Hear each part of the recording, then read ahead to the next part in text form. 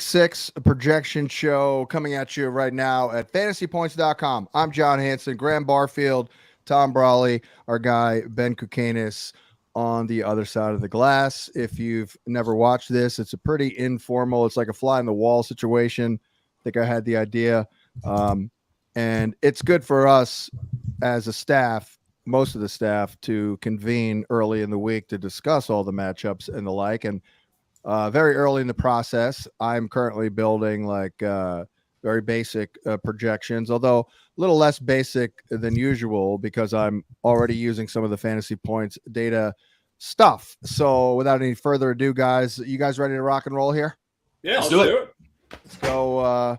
Let's start with the Thursday night affair. Well, I'm in the middle of watching the Bears. I thought Fields would make incremental progress last week. I wrote that in the Hansen's hints. I mean, you could argue he did. I mean, he did. The numbers look good. They took a couple deep shots to Mooney early. Obviously, we saw the big catch, but it's still sketchy. My question to you guys is, how much do you lean more toward the positive on the Bears based on this favorable matchup? Yeah, I still can't buy all the way in on this offense just yet. I mean, what about Fields for fantasy though? Wasn't he a QB1 this week? Yeah, I mean that's the one positive thing. He's starting to run here a little bit more for the last 3 weeks. I think he's been up over 40 yards in the last 3 weeks here. But this game, this total, John, has fallen to 37 and a half. Yeah, that's low. Yeah, it was at 40, so they're expecting a rock fight in this one. Yeah, John, until we see the Bears actually try to run an NFL passing game, I mean, they're at 21.2 passing plays per game. That's the fewest since 1990 of any team.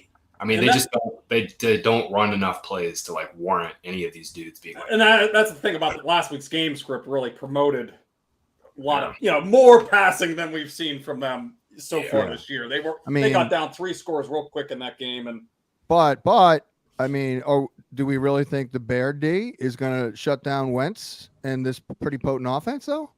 I mean, they could be down 3 touchdowns easily in the second half of this puppy. Yeah, I didn't think Wentz played really bad in weeks 3 and 4. He didn't play that bad last week, but I mean, it's still a Carson Wentz offense, he's liable to lose at any time. They had opportunities, they just didn't put them away. Yeah.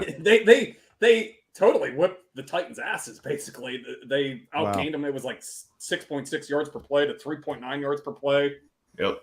They beat them in every facet except for, points on the scoreboard. So Bears offense, though, guys, it's a basic. bunch of individual plays. Yeah. And none of them, and they rarely work. You know what I mean? It's like every 9th play by Justin Fields is something positive. It is bad. I know. He did improve last week, but that doesn't mean it's not bad. It's still bad. Yeah. But I mean, I wouldn't be shocked if I got to tell you though. I did the projection here, and I mean, I got him pretty freaking high. I mean, you give him a touchdown.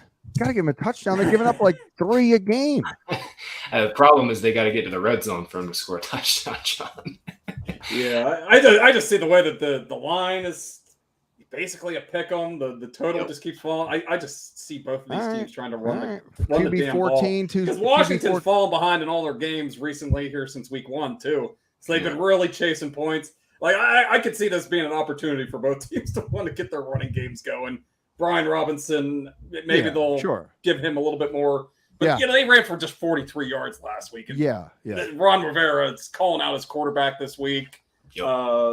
I could see them wanting to get their running game moving here a little bit. That's easier said than done, though. I don't know if they do have a running game. They have not run the ball well all year. That's the flip side. I don't even know if it matters if it's Robinson. We do know they hate Gibson. I mean, how much is very good, but Fields 200 and a touch is too much to ask. that sounds about right. The initial props came out. He's sitting around 175 for his over/under. So I mean, that's about what it was last week. And I actually got it almost exactly right last week for what it's worth. Everything, the yardage, the attempts, completions was really close. Rushing attempts, pretty close. I think he went over the yardage. All right. Well, one thing, Diami Brown, I put him on the waiver wire this week, John. He actually was playing behind Cam Sims, so be careful about pumping him up too much. Yeah, but on Dotson's, I didn't realize that he was really playing behind Cam Sims. It was kind of a limited work. He was only on the field for like 32% of the snaps. I do know what talking with Kaplan though last summer, his rookie year, like they loved him last summer. So yeah, that's why I was surprised when I was going through it. I was going through this game earlier today and saw that he was at 32% of the snaps, and I think Cam Sims was up 55% or whatever it was. Yeah, I mean, he's a shot play guy. Yeah, McLaurin's probably, I don't know, getting attention, or I don't know, he's making some downfield plays too, but yeah, McLaurin's just not getting the ball that much. I mean, he hasn't been above a 21% target share all year. Yeah, he's been behind Curtis Samuel in every game. Yes. I know they're getting totally different targets, but yeah, exactly. But yeah, he's been behind him in every game. I mean, we have this as a very, very favorable matchup overall, with probably Samuel having the best matchup inside, because that Kindle Vildor gets picked on a lot, but he did a couple good things this week, and then I guess we'll find out about Johnson, right? I would be shocked if Dotson played with that hamstring short week. No, Jalen Johnson. Jalen. Oh. They listed him. They don't practice on Mondays, but they listed him as a full practice after not playing on Sunday. So I don't know what the hell that means. I didn't see what today's practice report said, but once again, it's a limit. He's pretty good. Yeah, I see full participate in the estimated report, but I haven't seen anything today. So yeah, I haven't. I mean, that can't be a bad sign. Yeah, I just thought it was bizarre. The guy doesn't play on Sunday, and then they're putting him as a full participant the day after a game where he doesn't play. It was kind of it could be some funny. Maybe it was one of those things where he just needed a few more days, and it was just didn't make it for the game, but they feel good about him 5 days later. I don't know. Yeah, I have no idea, but yeah, based on the practice reports, it's looking like he's gonna play, but we'll get the full story tomorrow. All right, Niners Falcons. I mean, I don't know how the Falcons are going to move the ball here, even though it's in Atlanta. That helps. They did have a couple injuries. Bosa's got a groin injury. Mosley tore his ACL, and Jimmy Ward got hurt again. So, I mean, not that they're going to be throwing the ball on San Francisco's secondary, but at least maybe Bosa might not be able to play. So, I tell you, Zacchaeus, it's like Zacchaeus makes a play like every week now. Notice that? Yeah, one play. One play. On one of their few passes. They're like the Bears. I mean, they don't throw either. I mean, Mariota's at like 24 pass attempts per game or something. Like, I mean, I don't care how good London or Pitts are. Like, no one can survive 24 passes. Yeah, and they're rotating. I mean, London was at like a 67% snap share this week. I mean, and the backfield is a disaster. This is a wasteland right now. Damian Williams might get back. Yeah. Dude, freaking Caleb Huntley, man. That dude is shot out of a cannon. Yeah. A couple of runs he had last week? You know what it was, John? It's relative to Tyler Algier. Yeah, I guess so. Never been shot out of a cannon. I guess. Yeah, you know what? That is true, because I thought it was Algier. I'm like, holy shit. And then like, oh, no, it's not Algier. It's just not his game. And of course, Avery Williams scores the touchdown last week. I mean, I think we're at the point now where this Falcons offense is like dead zone. Yeah. I can report that Brian Edwards caught a pass last week, though. Hey, he has a pulse.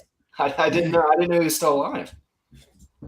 Some of these guys, they just don't have it in them, And then you go to Atlanta, where you can't do anything anyway, even if you were playing well. So yeah. It's this offense is just completely useless for fantasy at this point. Yeah, it's dead. It's death. Fantasy death.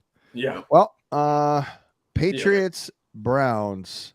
I cannot believe Jacoby Myers is the thing that he is. That was like the opposite of what they wanted. I think.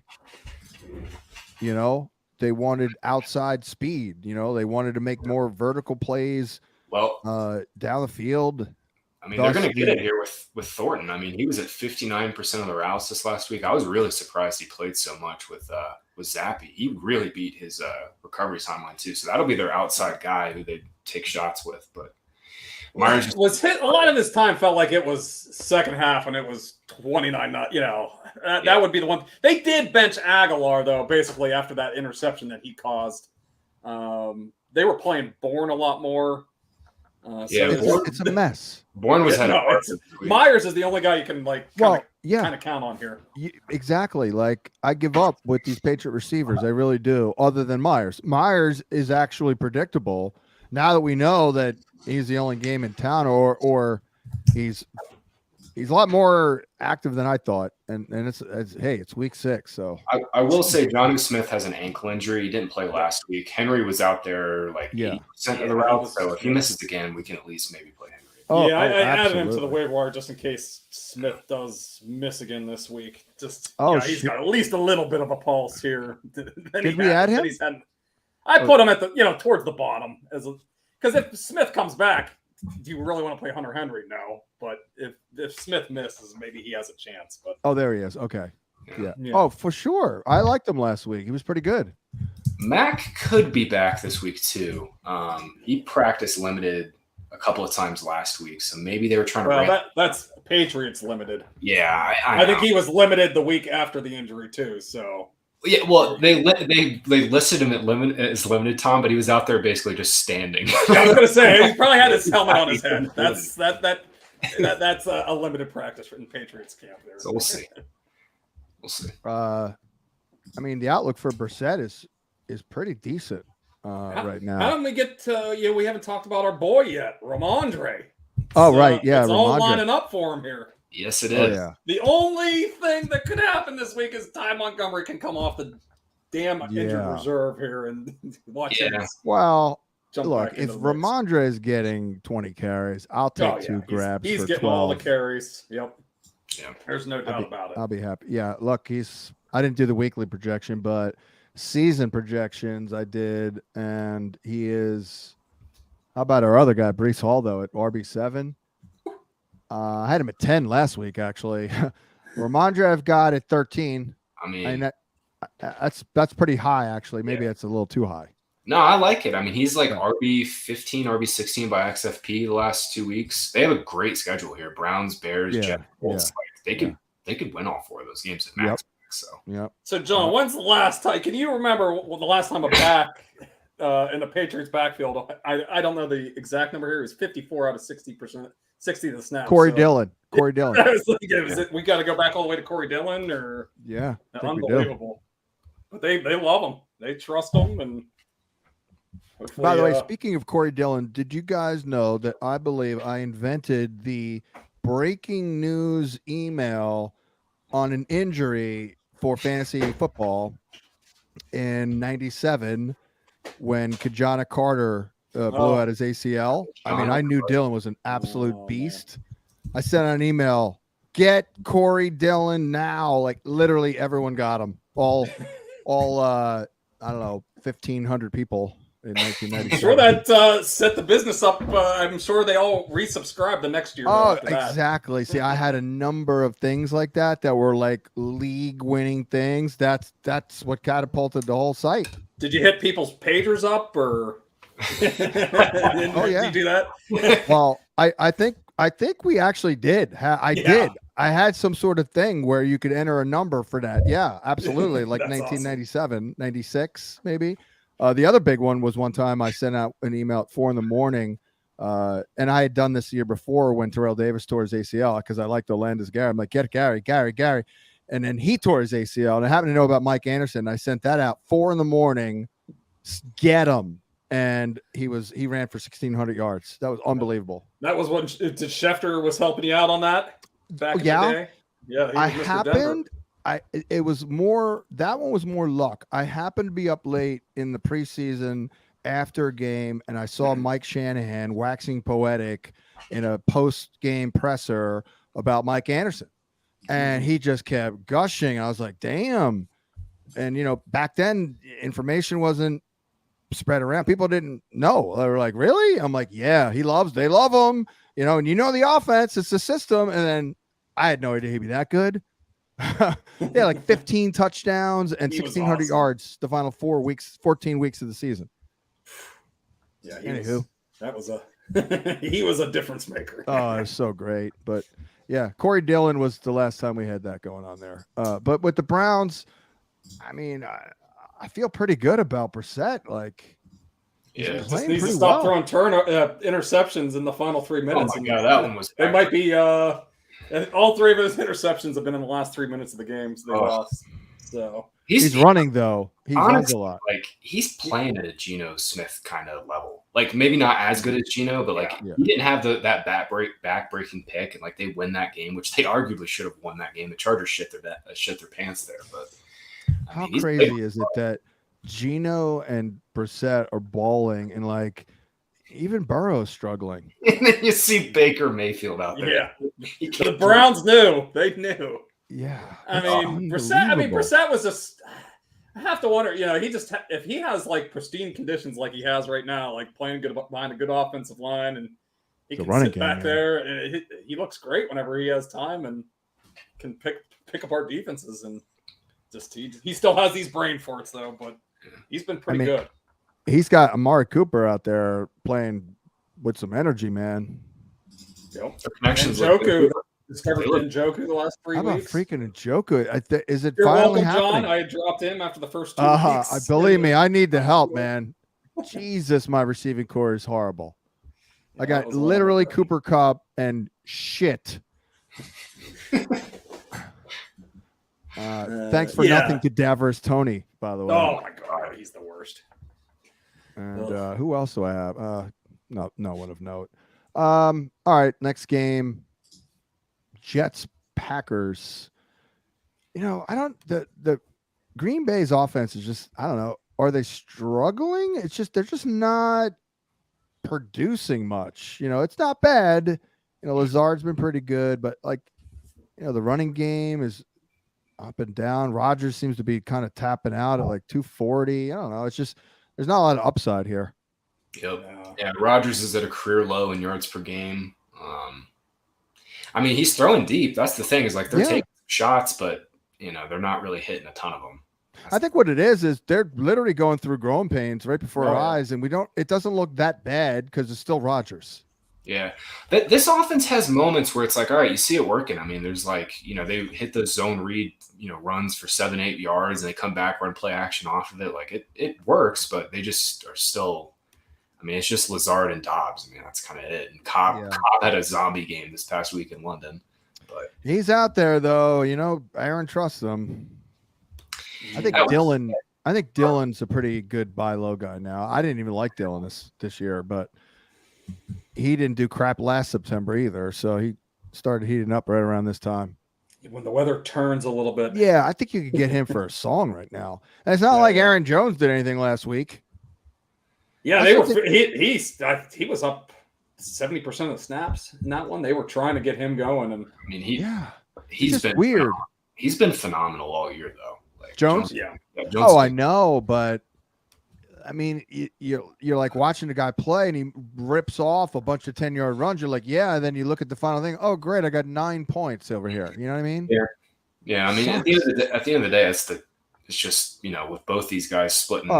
Stuff. It's the touchdown. Just whoever gets the touchdown. But I mean, I would love to get 3 grabs a game for like 8 yards a catch or more. Like you know what I mean? Like he didn't even get that.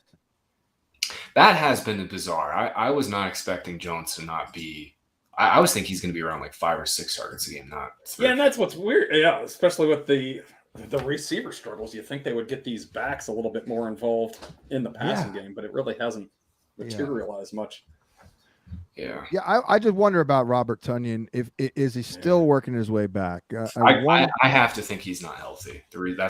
He's been around a 40% route share all season here, so he can't be healthy. Yeah, he's working just strictly in like passing situations. I think they had Mercedes basically in the early downs, and it seems like Robert Tonyan's just he's not really doing much. That was kind of he opened up the seams, and he's doing nothing. He's not stretching the field at all yet. Yeah. It's all these little dump downs and his age. I just go back to he wasn't running full speed until like late August. So I mean he's well, that's where I was going with it, because I had heard he was either the announcer or I heard it somewhere that he's still kind of ramping up. Like it's like maybe he's even playing earlier than he's kind of ready because they need him.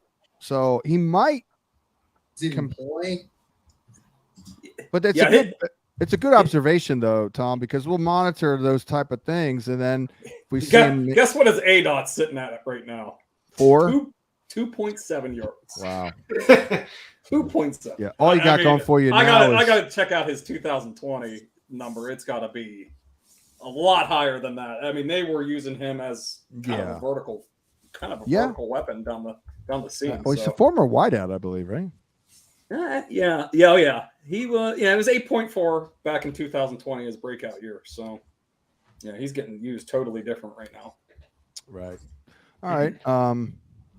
Well, these Jets are frustrating, though, man. I mean, we kind of knew this coming in this season, though. That, they just have 4 pretty good receivers here, 2 good backs, 2 good tight ends. Yeah, that was the big thing coming out of that game. Uzoma's overtaken Conklin, so at least maybe that game script forced it. They were running the ball a lot and not chasing points.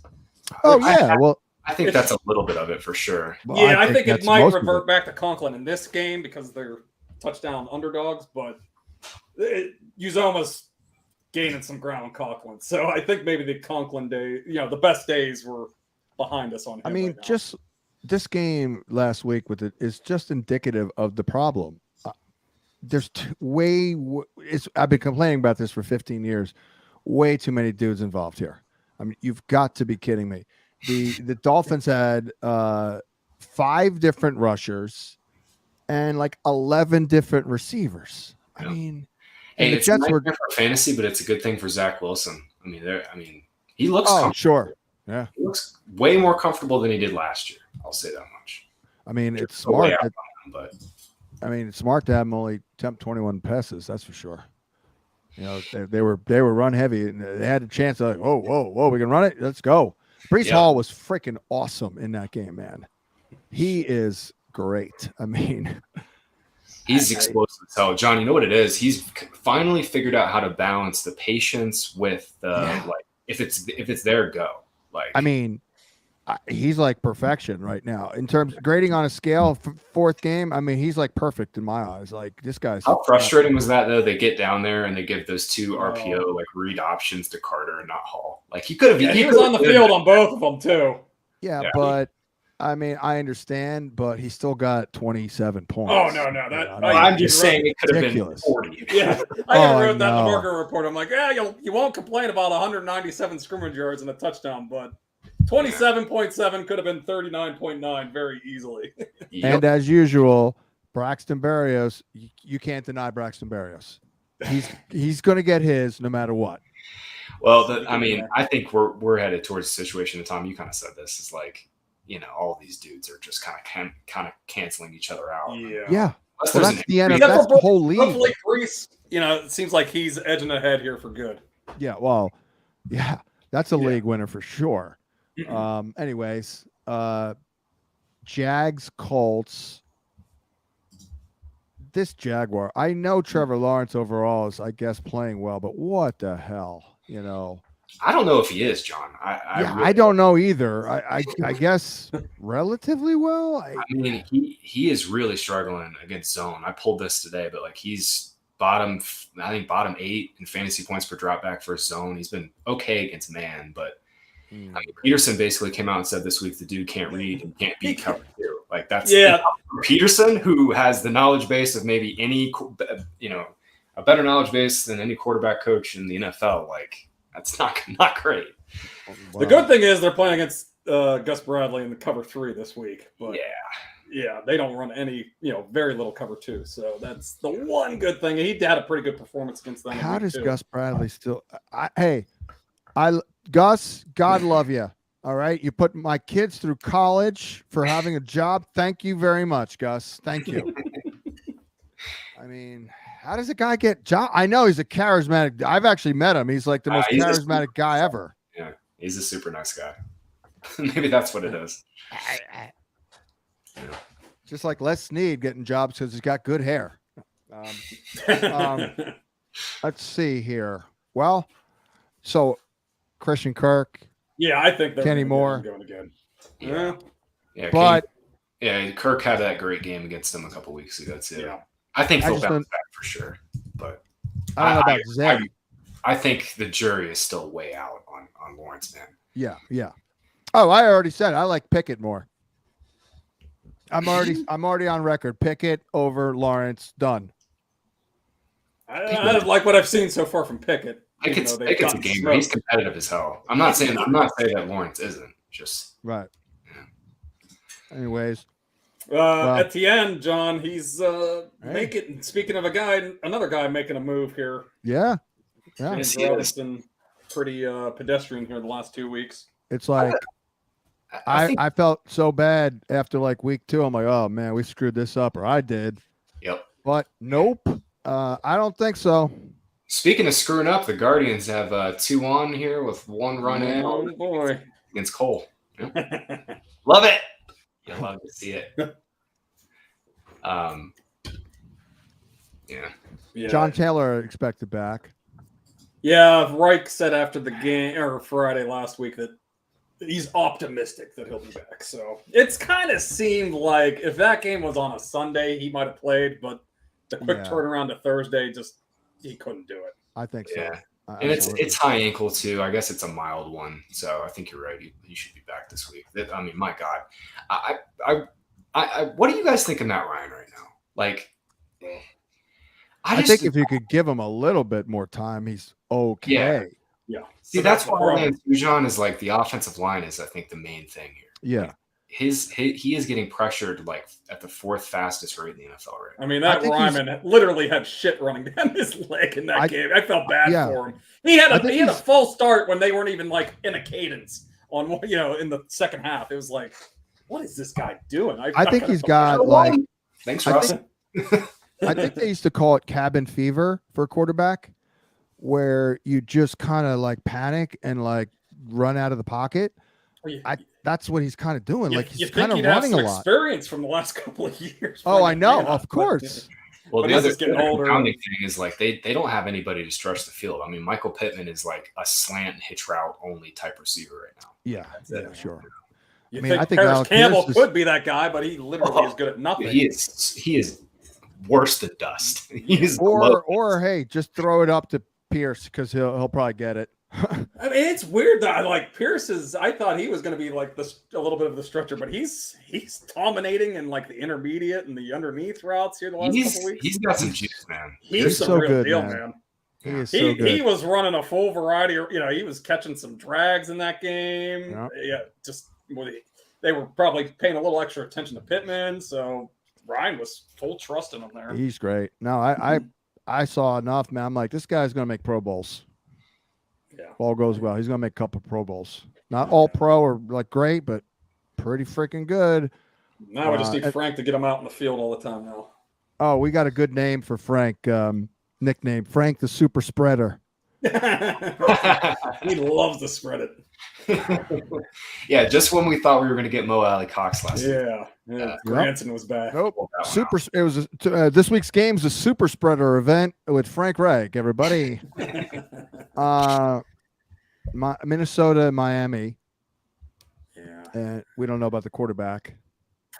I would think Bridgewater plays, but this spread is like Vikings are -3, and I'm like, it's like the books don't know if Bridgewater is going to play or not. I would think this would be closer to a pick 'em if they knew that Bridgewater was playing. So he fell victim to the ataxia stuff. That the new protocol. So he never had a concussion, never stumbled. And I saw the video. He never stumbled either. They said they saw something though when he hit the ground, but it's tricky because he passed concussion protocol and then passed it again yesterday. So I mean, he does not have a concussion. So. You're talking Teddy. It's really this whole protocol thing. The NFL is going down a freaking path here. I don't know if they're really prepared for here. Well, they're overcorrecting. Massive. Oh yeah, we saw what the roughing the passer calls the last 2 days. Unbelievable. With Brady. By the way, did you see at the end of that game, Mahomes had one of those whip sacks where he got whipped. Oh, I know that wasn't even the end of the game. That was like early in the third quarter, right after that. First ball. Like, they didn't blow the whistle on that one. Right. My point is, I think it'll be Bridgewater. I know, Tom. I saw that too. I saw the +3, and I was like, ooh. Yeah. I'm not really betting sides much this year, but it's nice. Yeah, I'm staying away. I got burned last week on the Dolphins. I had them in that game. As soon as Bridgewater went out, I'm like, well, I lost that bet. Skylar Thompson, not exactly ready for prime time. Not great. Tyreek's the other one we got to watch. He got his foot stepped on, but they seem optimistic he'll play. Yeah, they said he was in a boot after the game, but I don't think it's anything serious. Yeah. John, Mostert, man, I told Scott this in the group chat, but like he was the only person I knew that was on Mostert. Credit. I mean, hey, Chase Edmonds is dead. Like he was.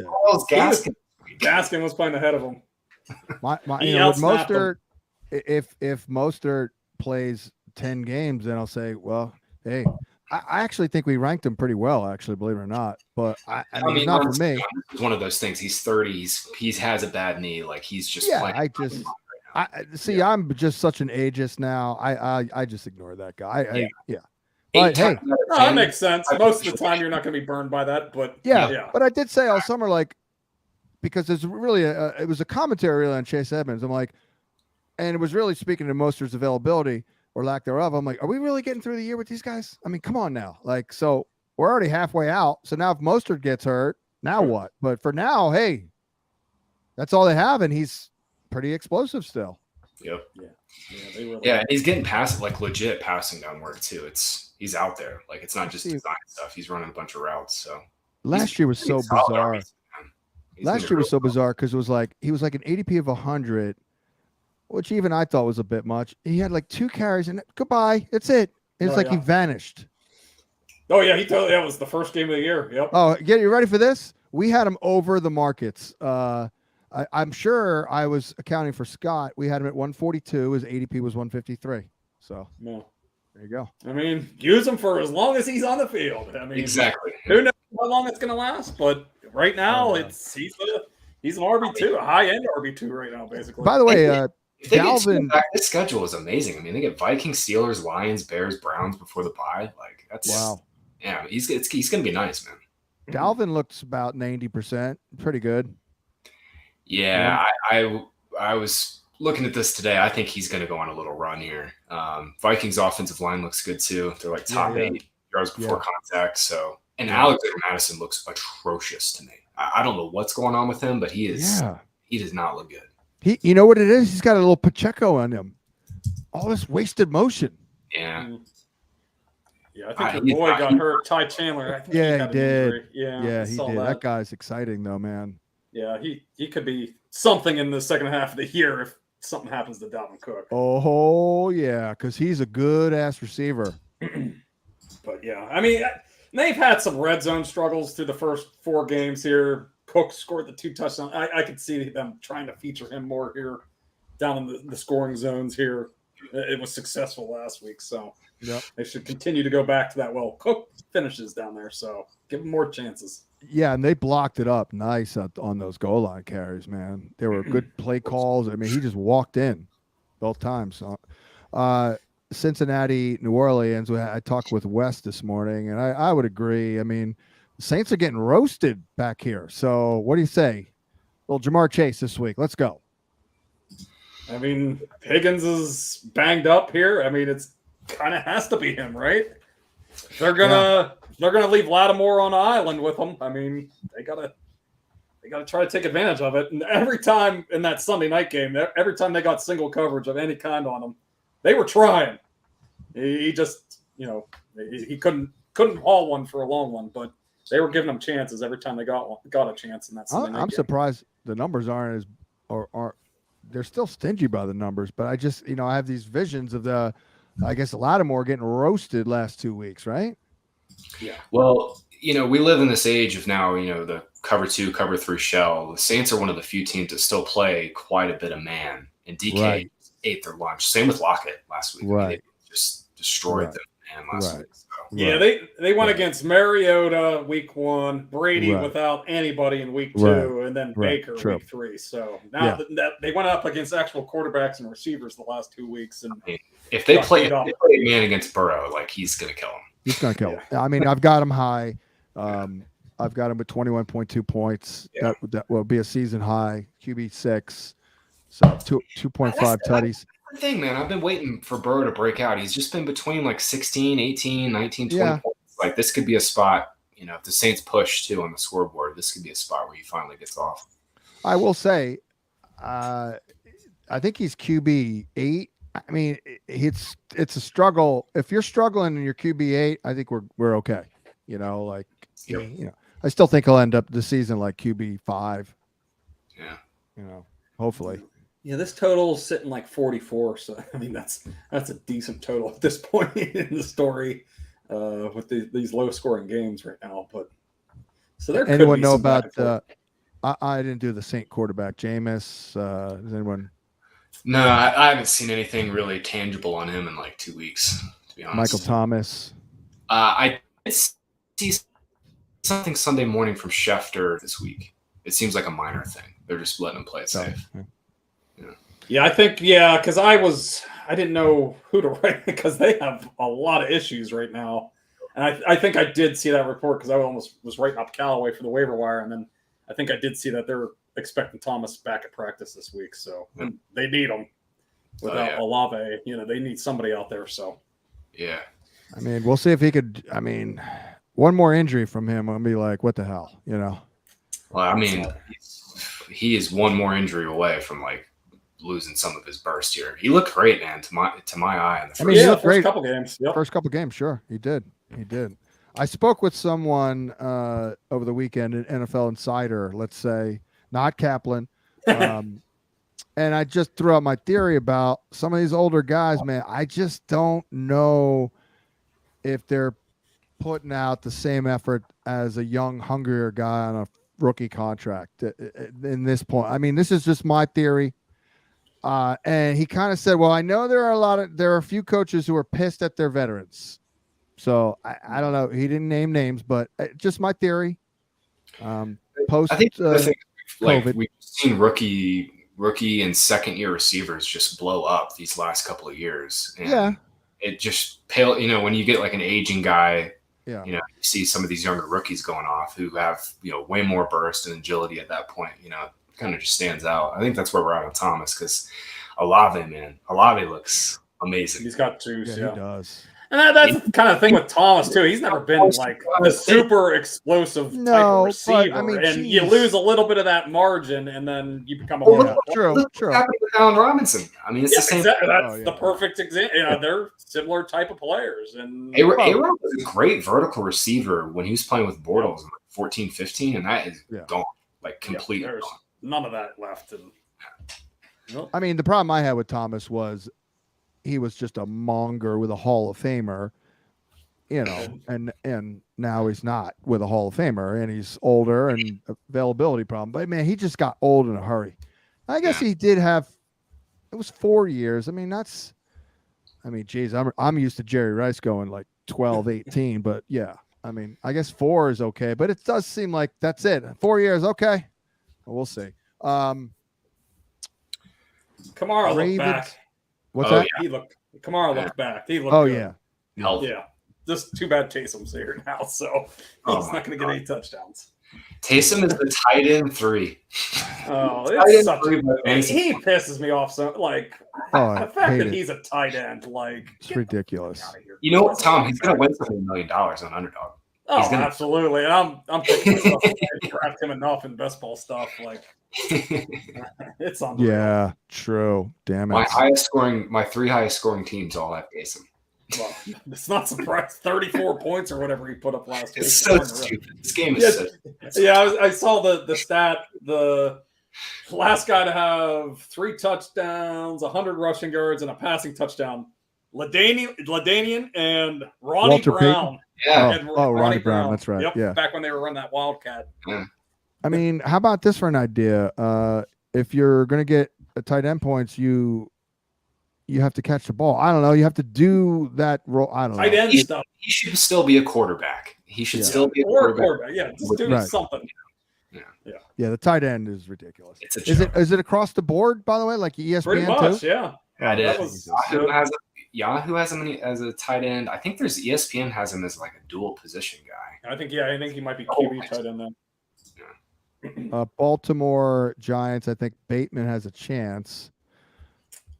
I'm very disappointed. It's starting though. I will say it reminds me in some way a little bit to Hollywood Brown in 2020. We loved him. He was a wide receiver 55 through 11 weeks, and then the final 6 weeks he was wide receiver 13. I feel like Bateman could still go on a little bit of a run.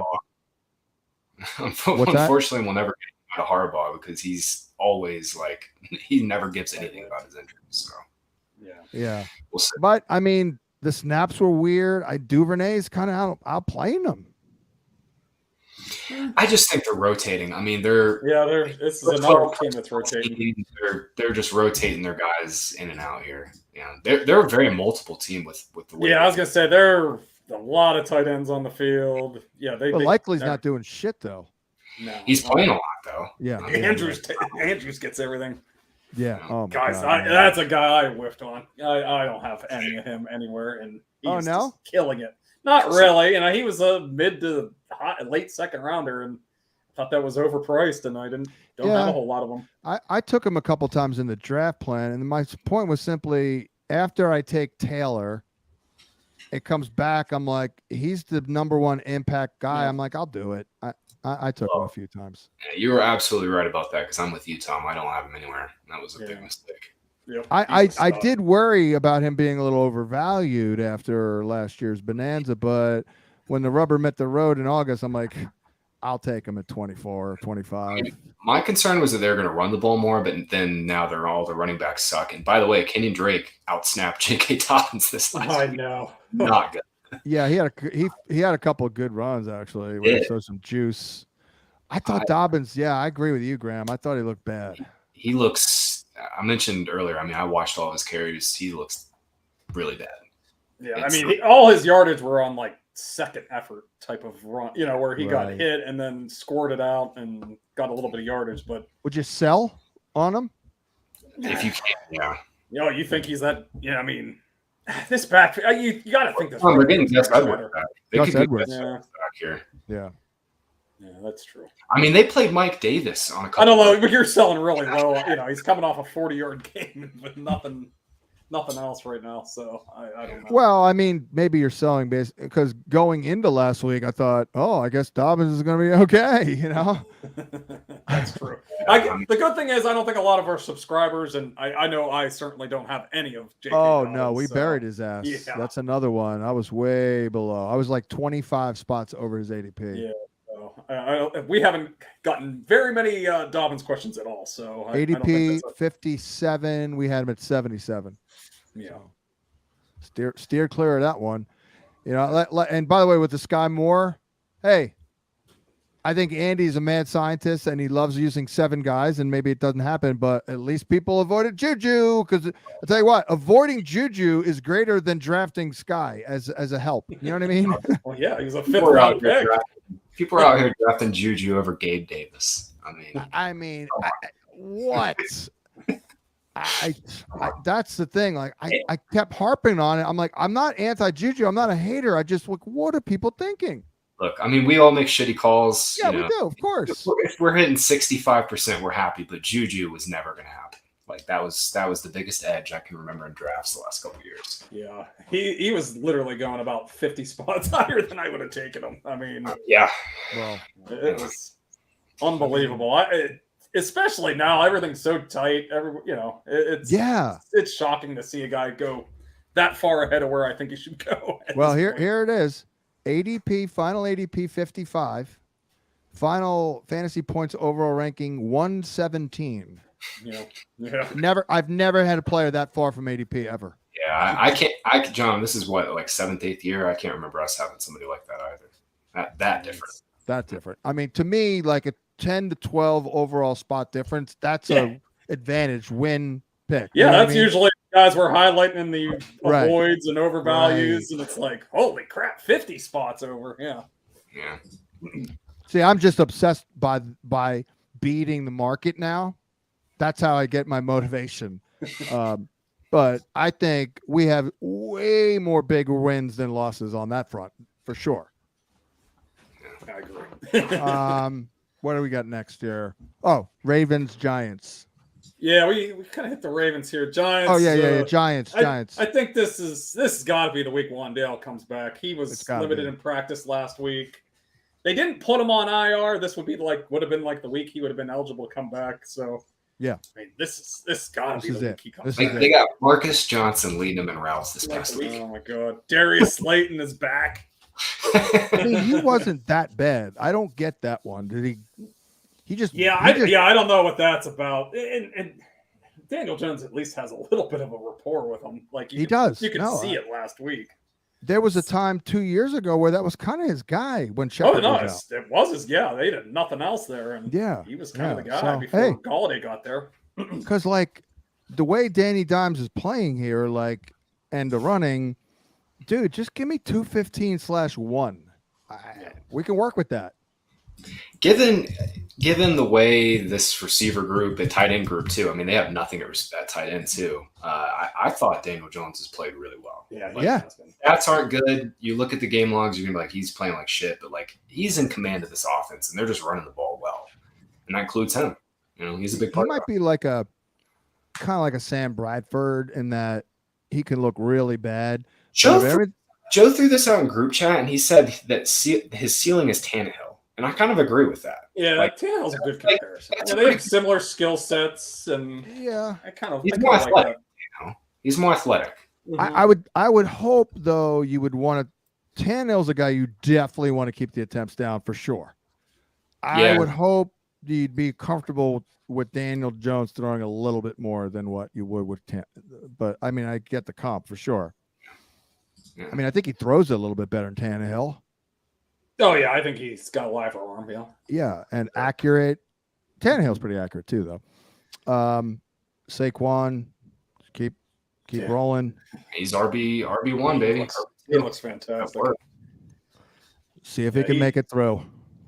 I hope so. He gave everybody a scare there last week. It seems like he does almost every week now. He looks like the same guy he was at Penn State. Oh, yeah. He does, yeah. I mean, for real, it's remarkable how good he looks. I mean, we knew that from Kaplan in March, and we were all in like, hey, all off season. But then it's like, whoa, 13. It turns out that's right now. Yeah, I mean, he's literally everything for their offense right now. Could be a case where everyone's right. You know, he balls out, but then gets hurt. I don't want to curse him. Yeah, he did get lucky with all the receivers dying, but he's still awesome. I don't want to take anything away from him. Yeah, sometimes that can go the other way though, where the offense is all on you and you can't produce at all because they're keying on you. Well, he's up to the task this year. Yes. You know, Tampa, Pittsburgh. You know, I thought Rashad would get a little bit more as a blowout reach, but nope. Those things never happen anymore where, they're going to blow him out. The second back. Nope. I don't know what it is. That thing used to be a gold mine.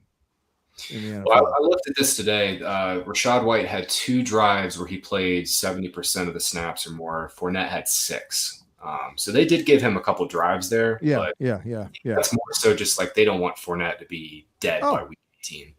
Which they started that in week 4 too. It was like give him a series per half here. Right. Yep.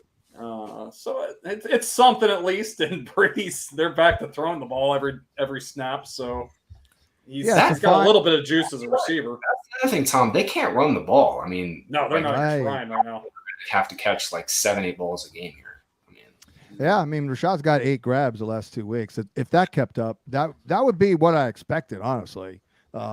Like 3 grabs and like 7 carries with Leonard, you know. By the way, I wonder if K. Dotton has played himself into a role here. He was out there, 90% route share. He looked pretty good, got 7 targets. Like I think he's played himself into a role. I'm not sure if he's going to be viable, but that's the thing. It's probably going to be still kind of a split with Brate, but he's deserving of at least a little bit of an upgrade here. I think they like that Keith guy too. He had a hell of a catch on one of the. I don't know if it was last week or the weekend. I think it was the Sunday night game. He had a sideline catch. Yeah, it was. I heard good things about that guy, but of course, Keith, friggin' baseball. Rudolph is still. He got 1 target last week. I saw. Oh, I was going to mention. John, what? Okay, go ahead. No, I was just going to mention. I saw something from Greg Allman on Godwin. They they got up by 21, and then he didn't play at all. So he was at like 58% of the snaps. So that's a possibility this week against the Steelers that they could get up multiple scores. I know that was such a buzzkill. I was all in, baby. Damn it! It was looking good too early. You know what? I'm happy because he hit my over prop. I have him at 55.5. He hit it, so we're good. That's all. Hit it. Okay. Yeah, I got it too. So it was it was a little bit of a sweat there. It was dicey there for a second. Yeah. Yeah, I had that's something to watch this week, John. Yeah, they might, if they get up, so might want to just pull back a little bit on his projection in case they blow out the Steelers here and they limit his routes. How's the Steelers' run defense been this year? Not good. Not great. Not great. The Bills didn't. I mean, their pass defense is even worse. So the Bills didn't even try to run the ball last week. So, but yeah, they're just giving up. They're just giving up so many chunks. Even before the game, huge plays, they were giving up so many chunks before that. Yes. Yeah, and no TJ Watt, right? No. Now he's going to be out for their season's going nowhere. He needed cleanup surgery on his knee, so they just said, let's do that while you're healing your. Oh, I thought he was going to be back in a couple weeks. Mm-hmm. Yeah, well, originally he probably would have been, but now with this additional surgery, they're already looking to next year. So I can't wait to see Pickett though, man. George Pickens it's unbelievable. Pickens just a light switch. It's not going to. It might not happen this year, but Pickens is going to be a thing. Like he is going to be a dominant fantasy receiver. I think it's going to happen. I think it might happen this year. I mean, I'm not talking OBJ blow up. I'm talking 5 catches for like 88 yards like every week, They have an absolute gauntlet until their bye in I think week 8, and then their schedule in the second half of the season is very very doable. So it could be wheels up in the second half of the season for him. That's when you buy Pickens then, when everybody kind of gets off him. Yeah. I mean, he's got a tough matchup this week. I forget who else they have. I think they might have they got the Dolphins, Eagles, and then their bye week. So we'll see. But Tom, I don't know if it matters. If Pickens gets targeted 9 times a game, Pickens is getting 5 for 80 every week. Oh yeah, and he's getting the high leverage targets down the field, and I mean he makes a spectacular catch along the sideline every week too. Yes, I mean, he has unbelievable body control. Me and Kaplan kind of started this phrase 20 years ago. He's already commanding the ball. Like he's out there, like you got to throw it to him. Mm-hmm. He was getting pissed when he wasn't getting the ball a couple times with Trubisky. Yeah. I saw a couple of videos. Yeah, he's a very bombastic, confident guy, but not arrogant. He toes a fine line. That guy. He is Josh Gordon reincarnated with better ball skills. Yeah, I like that. Damn. Fryer did it again, Tom. Did it again, baby. I know they did. They always nail them. Colbert made that. John. Colbert helped on that, right? What's that? Colbert helped on that, didn't he? Yeah, he was still doing that draft. Yep, and he kind of officially retired after the draft. So, Pat Freiermuth isn't. He got another concussion, so I would think he might miss a couple weeks. Oh man, that's right. Yeah, Zach Gentry guy. Zach Gentry, yeah, he actually he's looked decent so far this year. So he might be a low end guy. Do you guys feel okay about Brady right now? I feel like it's 80% of last year's Brady. Yeah, I think it's rounding into form. They have their eye towards the postseason. They know they don't have to be peaking right now. So I think they're rounding into shape here. I feel like it's moving in the right direction here. So I think Brady's going to end up probably being just fine. That like mid to low end QB1 tier. The NFC is so shitty. The Bucs are still probably the second best team. I mean, Niners. I don't know if I'd put Jimmy G over Brady. Yeah. Niners have a better roster, but not over Brady. Yeah. So I'm feeling pretty good about their passing game right now. Yep. Panthers. You're not feeling good about the Panthers passing game. Oh my god. PJ Walker might be an upgrade. Actually, you know what, he's not just an upgrade. He's a massive upgrade. Baker's the worst quarterback in the NFL, like by far. It's not close. Crazy. It's never good when they're asking, is Sam Darnold almost ready? Oh my God, poor Panthers fans, man. Oh my God. Now, PJ had a start last year. I could have sworn he hit DJ Moore a little bit. I pulled this earlier. He's made a couple starts, a couple of appearances. He's not made a ton. Freaking Robbie scored. That's right. It was Robbie, of course. The guy you cannot trust at all. 36 targets with Walker. Moore has 31, and the running backs had 19. So as long as he keeps McCaffrey up, we're good.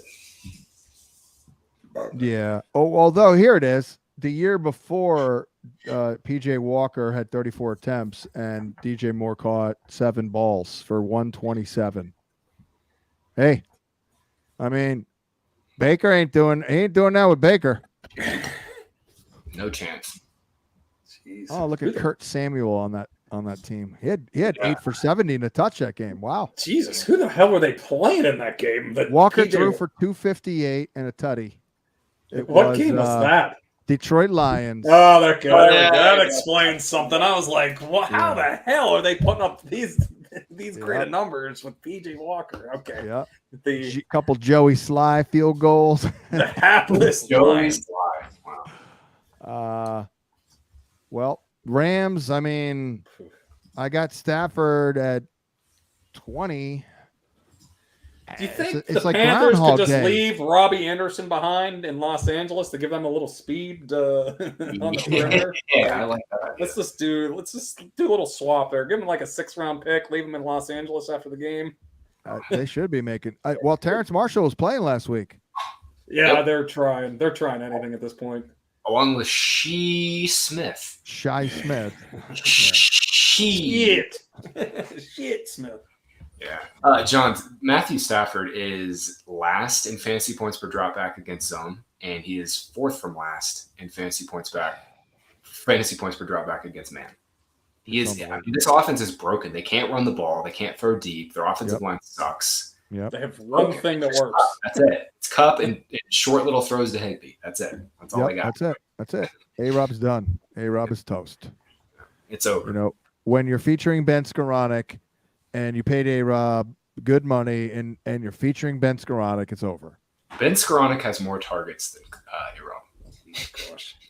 AKA Cooper Crap. Crap. I forgot about that one. That's a good one. See, I'm one, like I've said it out in Los Angeles a couple of times. Like I think Sean McVay's, I met the guy a couple of times, great guy, and hey, he's brilliant, but there's something missing. They've nailed so many of their free agent pickups. I mean, the A-Rob one is obviously going to be a big swing and miss, but I mean, they really. I think the bigger thing is Van Jefferson's knee injury being way worse. Like I don't know. He was the only dude who can actually stretch the field out. Seems like their identity is just always in this weird place. Like we don't know what they are. I mean, last year they threw it a lot, but there have been times when they were like, "What is this offense?" I don't know. I don't even know. What do they want to be right now? It's Cooper Kupp. Cooper Kupp, go get open against man. Cooper Kupp, go find a soft zone. I mean, can he do it all year like this though? It's unbelievable. Yeah, he might be. Yeah, when he's getting 11, 12 targets. Yeah. Well, I mean, he's in the line. He's in line for GOAT status. Then I mean, seriously, like in this day and age, he is what he's doing. It's absurd. Yeah, and it's every week. It's like, remember that run McCaffrey was on in 2019 where it was like every week he was RB1 or RB2. Like it's the same thing with Cup, but we now have a 2-season sample plus playoffs where it's like Well, I think back to 1987 divisional playoff, Candlestick Park. Vikings beat the crap out of, and it was probably the best Niner team. Montana, Rice, Craig, Taylor, everyone crushed them. And Jerry Rice caught like 3 balls for 31. Jerry Rice. Cooper Kupp, in that environment, Cooper Kupp catches 7 balls in that game. Like, his worst game is that 4 for 44. That's the weirdest thing is that the Cardinals are the only team that can slow him down. Yeah. It's literally, you go back through the game logs. Was it Byron Murphy, maybe? No, that whole second half, they could not move the ball. Like, it's just their offense is just, it's broken. It's a broken offense, and Stafford is not playing well. I mean, that's compounding all of it. It's like, if Stafford were playing at the level he was playing at last year, at the end of last year, they'd be okay, but he's not close to that right now. Do we have him as an avoid full out? Oh, God, yeah. Yep. Good. Well, that was one. We were scared of the arm, scared of the offensive line. There was a lot of things pointing to him taking a step back. And it's definitely played out. Well, I wanted over Stafford and all my teams, and I paid for that one. So. Oh, you got him? What's that? You got him a lot? No, I said I was taking Lance when people were taking Stafford. Oh, well, yeah, that's true. I was taking Lance too, but yeah. Yeah, I think we scared people off, and we got that. We ranked him below the markets. Good. All right. Yeah, I was anti that all year. Cards Seahawks. Geno, I cannot. I got to give it up. I'm blown away by Geno Smith. I've never seen. The only thing I can think of is like Tommy Maddox. That's what I was talking to Joe on the waiver wire. I was trying to think of a comp. I was thinking maybe like Rich Gannon, like the late career, but even Rich wasn't like, he was like a 3rd or 4th round pick, wasn't he? Like Rich was a 4th round pick. Yeah, he wasn't a prospect. He was drafted as a DB. Oh, okay. See, yeah. Yeah. But I'm trying to think of a comp for a guy in his 30s like this to Tommy Maddox. Yep. That's a great comp. Yeah. I mean, it's just he's in year 3 now, right? With Waldron, like, I mean, he is just mechanics are tight. I mean, he's always thrown it pretty well. Yeah. He's back to like a statue. He's got plenty of time. It's like he's putting the ball right on guys in the timing of the play. It's incredible. Yeah. Well, didn't he play? Wasn't there a lot of calls back when Eli was close to the end, and there was people calling for Geno to take over? And I thought he played a little bit at the end. He was playing pretty well, if I remember correctly. Didn't he start in place of Eli when they benched him? He did, no, but they were calling for it all. The Giants were going downhill that season, and he never really got the chance until the very end. Well, he's been a sample size guy. There were one year where second year where he came out like first 4 weeks. I'm like, oh, whoa, sample size increased. He got worse. Now the sample size keeps increasing and he's maintaining. Yeah. So will he be here in week 10? I mean, at this point, you got to say yes. Yeah. I mean, at the very least, Seattle's defense is so bad that it might not matter. They might be putting it up so many times per game, and they certainly have more confidence in him than they did in Russell the last couple of years. So Seattle they're like the Lions of the Pacific Northwest. Like their offense is good enough, their defense sucks, and all their games are going to go off. Like, Ken Walker is. Let's do it, baby. Yeah, he's looking amazing here. Homer's hurt. Their only other guy is DJ Dallas at this point, so that's it. I ranked him rest of the season RB 17. Okay. I mean, there's room to grow, but giving him 18 touches a game, I think that's fairly conservative, but I'm sure accurate. Oh, that sounds about right. Yeah, I mean, it's the passing game. Is he going to get the passing game? That's the big question over the next couple of weeks. I mean, well, they could use Dallas or what's Homer? Is he on IR? Yeah, he's on IR, so it's just Dallas. Well, they were using Walker more than Penny. They gave him like some design stuff. It was really a rotation the first couple of games when Walker came back, but hardly a 0 in the passing game though. He can catch it. I mean, he's not Brees Hall, but yeah. Just not many reps. That was the thing coming out of Michigan State. They just didn't involve their. It'll be interesting to see is he a guy? I feel like he might be a guy who gets a lot of like short gains and then rips one, but we'll see. But obviously, the usage of Penny early. I was saying like a week ago, like when Penny had that big game, I was like, guys, like, are you surprised you gave him the ball and he went off? Like, did you forget about last year? because they were giving him like 11 carries the first 3 games, and that's not enough. So I guess Walker will get 16, 18 carries like literally every week, right? I would think. I mean, it just depends on if they're playing from behind. He's their only guy. They can't. Yeah. I mean, you're not going to become a passing team with Geno. Like all of a sudden come out and sling it 38 times a game. KC, this game's lined for right at a field goal, so they should be able to give him the ball a ton in this one. And by the way, finally this will be a good Kyler game, like where he'll actually play well. This is probably the spot where he finally does something. Yeah, I got him high. You think Cliff won't mess this up? Even Cliff here, you could still mess this up, John. I don't know. Yeah. It's, I mean, what a disconnect between fantasy and reality. Because I want to shit on him every time I do the projection, but then I do. Oh, it's QB7. Yep. He's just good. I mean, they once again fell behind 2 scores, and he had to do his thing again, and they couldn't have that game there. I mean, this is literally the same shit that was going on with Russell a couple of years, before Waldron got. This is just drop him back and let's see if he can make a play. Yep, exactly. Well, they'll get Duke back, so at least there's some life there. I think they'll actually help Hollywood and Ertz, just dictating some coverage away from those guys, because right now all Cliff is doing is running like one-on-one concepts. That'll work this week against Seattle, but it's not working against everybody else. Tell you what, they're scheming. They've been scheming Ertz open. Like, he's always open. Yeah. They need him on those zone beaters, and he's always been great at those. I was going to mention, I think Darrell Williams might have really messed up his knee. I haven't seen anything on it, but they signed, Corey Clement, the practice squad. Oh, they signed him? Okay. I know they were bringing him in for a workout. Yeah, so I think... So that could work both ways, too, if they're concerned that Connor might miss a game or two. So that's something to watch here. James Conner had his weekly Monday injury check-in. I saw that from Cliff. Yeah. But, yeah. Just something. Well, Rondale they Moore need to get Eno more. I mean, Eno looked good last week. He did. He gave them some. He gave that offense some life. I mean, I kind of thought that they might kind of work him into like that Chase Edmonds role, but they've been trying to force Connor. But am I crazy or Eno look a little bigger?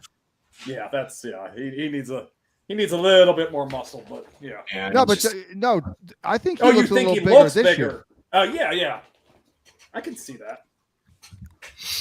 He's a great kid. He's a great guy. I love that guy. Bills, Chiefs, Devin Singletary doing Devin Singletary things. Just when you think you can trust him. I think that was more Ken Dorsey saying, "Fuck it, let's run it up here." I also wonder too. I mean, that game got out of hand so fast. If they were just like, we'll run James Cook, we'll run the rookie and let him get the. I think that is. I was talking to Joe about this on one of the betting shows, or I think it was on the betting show on Friday, and it's like, I don't know. Singletary feels like Singletary gets more run in competitive game. They trust him the most. So this week will probably be the week where he kind of gets a lot of touches. It's going to be a tight game, an important game. So I bet you he got 20 touches in the playoff game last year. I'll check on that.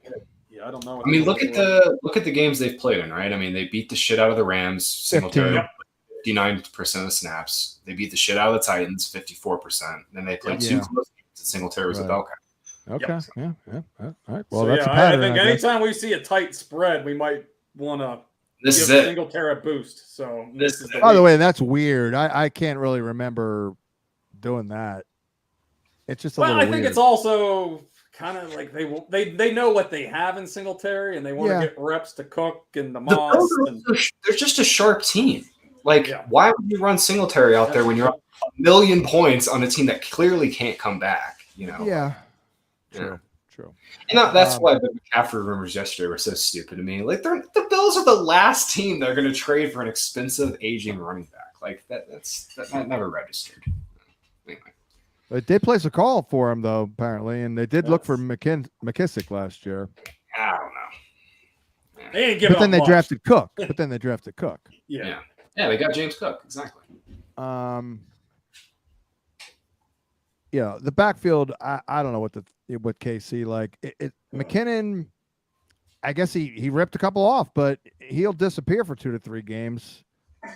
I mean, CEH got jobbed on 2 touchdowns. He is still getting some opportunities, but what are you going to do?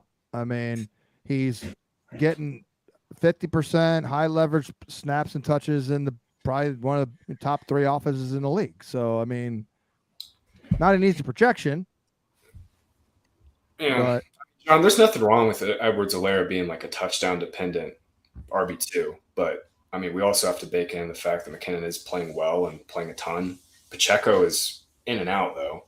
But, you know, he'll have his games. I think this is just kind of how he is. You're just going to have to take your lumps when he doesn't score. Yeah. It is frustrating because you would think in a game like that, he got 3 catches, I guess. But you would think, you know, if you don't score, give me 5 in a game like that. Okay, but but McKinnon's in and out. Who knows? You know. And Pacheco, he's just going to be like the closer. Yeah, they weren't in that position last night, so. But that's the thing, like touches. So if that's the case, like CEH should be good, you know, because you're not giving McKinnon more than 7 or 8 touches usually most weeks. You know? I mean, the problem though, John, is the Chiefs are number 1 in pass rate over expectation. I mean, they don't have a lot of carries really to split up. True. Yeah. 20 running back carries or something, you know. It's do we know exactly what CH is doing on 3rd down and because he's not irrelevant? What's he get, like a third of those, half of those? Yeah, it's their rotation. Like we were touching on Rachaad White and Fournette earlier. Like there doesn't seem to be much rhyme or reason to who's out in the field at what points, and they're just rotating in and out. Yeah, almost on like a play-by-play basis sometimes. So. Exactly. Yeah, I feel like Andy Reid. I have a theory that coaches are looking more than ever to these ancillary guys for matchups and edge, and I feel like Andy Reid is like in his freaking glory over here, mad scientist with all these guys. You know, none of them are particularly good individually, but you know he's going to get like 7 guys involved every week now. Yeah. McKinnon has 4 third down targets. CH has 0. Damn. A lot of Clyde's touches are all schemed looks, like they're running design stuff to get him the ball. Yeah. So. It's underwhelming. It's disappointing, you know. But they've also had a couple tough matchups here too, by the way, right? I mean, although the Raiders. This is as tough as it gets this here. Is tough. Yeah. Well, on the Buffalo side, John, I'll be interested to see how if McKenzie kind of comes back in and takes all of it, or are we going to see him kind of split the snaps with Shakir here? I think Shakir needs to get on the field here. I think I don't know if they want to make McKenzie a full-time player. Absolutely, exactly. He's a gadget. He's a gadget. That's something I'm very interested to watch in this game, to see just how much they split up those. Yeah, I think that old like Cole Beasley role is gone, where they just played all the slot snaps. Like I think they'll split too. So yeah. I mean, I wasn't really in on Shakir, but Greg liked him, and I've been watching him for the last couple of weeks. He's looking pretty good. He's got some juice, man. Yeah, inside outside versatility. Cowboys Eagles. I mean, we'll see about Dak. I don't think he'll play. Yeah, I don't. I think it's this will be ugly. That was an 8-week injury, and we're not even close to that timeline yet. I think this will be ugly then in Philly. It's all. I mean, it's all going to come down to Philly's O-line. They got banged up pretty good in that game.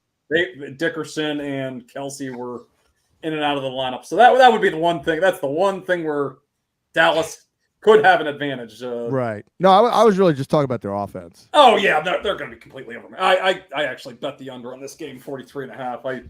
I think this is going to be a little bit of a defensive battle. Just got dark here. Hold on. Yeah, you lost your battery. I see. Yeah, I thought I plugged it in to my computer. Yeah, you have to have like a steady power stream here. But no, I was really talking about the Cowboy offense. I think it's going to be ugly for them. Yeah. Yeah, I mean, Cooper Rush it's a good story, but they're going to be pressed here to score points. He's going to have to throw it. You know, the Eagles have the best boundary cornerback tandem in the NFL. It's probably going to be a tough spot for him. I think CeeDee Lamb was hurt last week. He was playing through that groin injury. He just did not get the ball. Gallup looks okay, but yeah, he made a couple nice plays, I thought. Yeah. But yeah, I mean, I think Lamb was hurt. So we'll see what he does in practice this week. Just something to keep an eye on. What's the total on this game? It could be a little bit of a slugfest. Yeah, lower scoring. 43.5, and it's been bet down. It's like 42.5 now. So there you go. It could be a bit of a slugfest. And finally, Denver, LA. I kind of think Russ will have a decent game. I mean, LA's defense has not been slowing down anybody. This is not a unit that has improved yet. We have Sutton as like one of the top matchups of the week. Yeah, J.C. Jackson has not been right. No, they've just been killed by boundary guys. And then Judy will die in the slot. Not every time, but his upside's capped. Judy is so frustrating, man. Yeah, he's sloppy, man. He's sloppy. Yeah, out there. It's like if the play is not absolutely perfect, he won't make it. And then if the play is absolutely perfect, he'll drop it. Yep. No, you're right. Yeah. He's such a frustrating player. I'm real close to saying, Jerry Judy's not that good. I mean, we there yet? I want to give it a couple more games. Yeah. I'm like, we haven't gotten a big sample size where he's been healthy and he's just playing consecutive games in a row. And the bottom line is his whole career today has been underwhelming. But I want to give him a couple more months here to see if you got a little off the field blip there. I mean, things are not looking great here for him. But also, I thought Mike Boone looked pretty good. Yeah. So that's week to week. I would imagine he'll still get like 40%. Russ is targeting the backs a lot too. So I looked into this earlier. They gave Gordon the first two drives basically, and then from then on out, it was a rotation. So that to me says that they don't love what they're seeing from Gordon. Yeah. Yeah. Well, of course they got freaking Latavius. I was just about to say, now we're going to work a third back in there probably. So kill them both. I do have a feeling that Dulcich is going to. I hope so.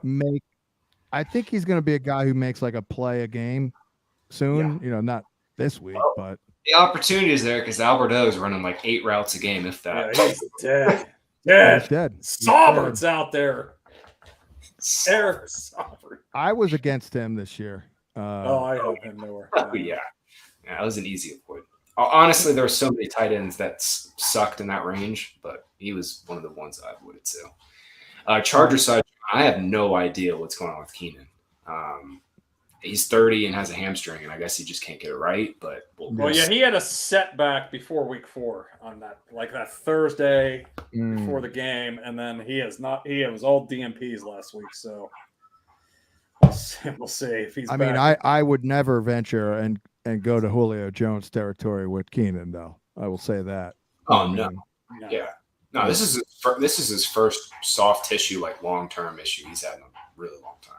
Yeah, he's actually been pretty healthy. Iron Man. He had a tough first 2 or 3 seasons there. Yep. Didn't he rupture his spleen or break? Yeah, against the Ravens in all the season. All time. Yeah, and then he had an ACL injury. in college too. He was coming off an ACL. They dropped him in the 3rd round or whatever. But that was it at the beginning of his career, and he's been kind of an Iron Man until the end of last year. But he came back pretty quick at the end of last year too when he got hurt. I think that was hamstring too, though, Graham. I think was it hamstring? He missed a game. Back injury. Oh, was it back? Okay. I can pull it up. Yeah, there was something at the end of last year. Let's see here. How many weeks away are we from looking at the 2022 season and with Herbert saying, it just wasn't his year. Not going to be terrible, but I think he's still phenomenal, but he's just not getting much. I mean, Palmer's been what in the world? Palmer. I thought. Palmer's been hurt though. I know, but even before Yeah, I know that he was like a Thursday night guy we liked against the Chiefs, and he underwhelmed that game. And he scored. He did a couple. Score. It was the last play of the game. Yeah. But Called it. Yes, we nailed it. Now he has had a couple of good games. He might be one of these. Don't consider him when he's banged up, guys. Yeah, when he's in limited practice. I just think he's hurt. I think it was a knee for Keenan, and he got COVID. I know he got COVID too. Right. Yeah. I mean, this is the toughest spot for Mike Williams so far. Though. They really need Keenan in this spot, honestly, because outside corners have been great. Surtain looks like a freaking stud, man. Yeah. How about Eckler though? Man, take it over. Last 2 weeks, unbelievable. I wonder if he was dealing with like a minor injury first couple games. They just didn't play him as much because he's back now.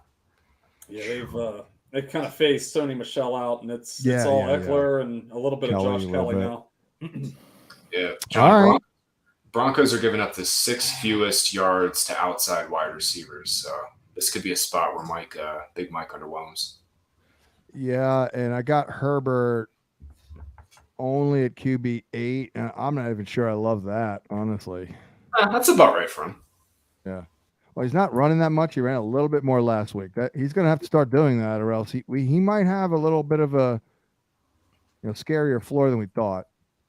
Maybe I'm panicking. Yeah, I think you're panicking a little bit. He always puts up passes. The vibes are shaky, though, man. It's just not as dominating at all. He needs his boy back. He needs him back. Well, we don't know. I mean, that's part of the problem. And that's why it's a little shaky. But if he can get Keenan back, he needs that inside-outside guy. The Mike on the outside and Keenan on the inside. Yeah, I guess I mean, I'm looking at the damn numbers. I am overreacting a little bit. That's what I was gonna say. His passing numbers are there. They're just hasn't had the touchdowns necessarily with Eckler, stealing them all the last 2 weeks, but the overall passing numbers are pretty much in line with the last year or two. But on the other hand, he hasn't faced many good defenses. Really, I mean, KC is pretty good, but Jacksonville, Houston, Cleveland, LV. So we'll see. On the softer side. This will be a great litmus test then for Herbert and everything, really, because if it's a bad showing here, he might be a little week to week. I mean, he's going to have big moments, but I mean, we kind of drafted him thinking he'd kind of like be great almost every week. So we'll see. I might be overreacting, but that is a wrap. We thank you for tuning in. I'm sorry my battery died. I'm in the dark over here, literally. That's Graham and Tom and Ben. I'm God, and we'll catch you next week. See ya.